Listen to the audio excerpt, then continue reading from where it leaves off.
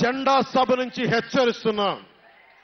మీరు మా సభల మీద కానీ, మా నాయకుల మీద కానీ, తెలుగు తమ్ముళ్ల మీద కానీ, జనసేన సైనికుల మీద కానీ, వీర మహిళల మీద కానీ, తెలుగు మహిళల మీద కానీ, సామాన్య ప్రజల మీద కానీ వైసీపీ గుండాలు దాడి చేస్తే, భయపడితే, బెదిరిస్తే నేను ఈ రోజున మీకు మాటిస్తున్నాను. వైసీపీ గుండాలకి మక్కెలిరగ్గొట్టి మడత మంచంలో పెడతాం, మర్చిపోకండి.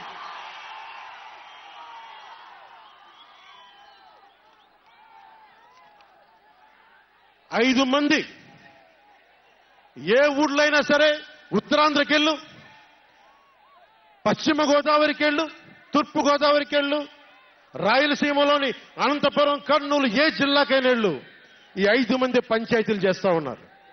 ఈ 5 మంది. మిగతా వారికి ఎవరికి అక్కడ రాష్ట్ర వనరుల మీద కానీ, వేటి మీద కానీ ఆధిపత్యం లేదు, హక్కు లేదు. ప్రతి దానికి ఎవరు ఎంత కావాలి, ఎంత ఇవ్వాలి అనేది వీళ్ళు చెప్తారు, ఈ 5 మంది చెప్తారు. ఇది క్లాస్ వార్. జగన్ మాట్లాడితే ఒక్కడు అమ్మా నేను ఒక్కనేనమ్మా, అమ్మా నేను ఒక్కనేనమ్మా అని సాగు కొడతా ఉంటాడు. అరే ఉన్న నా ఒక్క ఎమ్మెల్యేని తీసుకెళ్లిపోయిన నువ్వు ఒక్కడివా? నువ్వు డెమోక్రసీ నీడ్స్ ఎటర్నల్ విజిలెన్స్ అంటారు. ప్రజాస్వామ్యాన్ని కాపాడుకోవడానికి నిరంతర పహారా ఉండాలి. 2014 పార్టీ పెట్టినప్పటి నుంచి ఈ రోజు దాకా నేను చేస్తుంది ప్రజాస్వామ్యాన్ని కాపాడే ప్రయత్నాలే.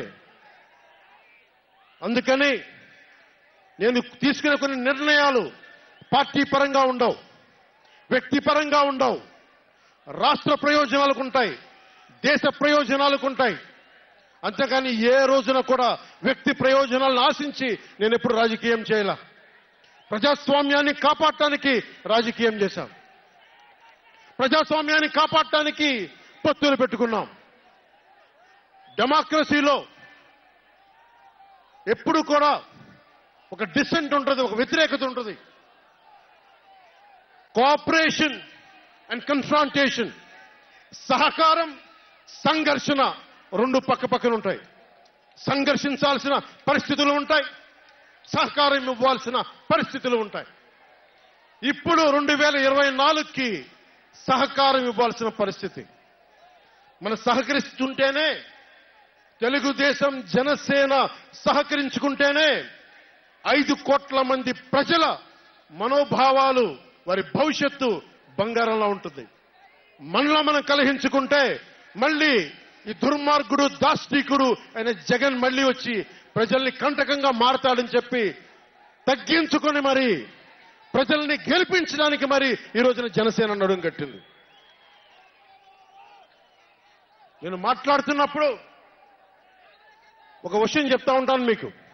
మార్టిన్ నిమోలర్ అనే ఒక ప్రీస్ట్, జర్మనీ హిట్లర్ సమయంలో ఆయనకి అండగా వచ్చాడు. హిట్లర్ చాలా గొప్ప నాయకుడని.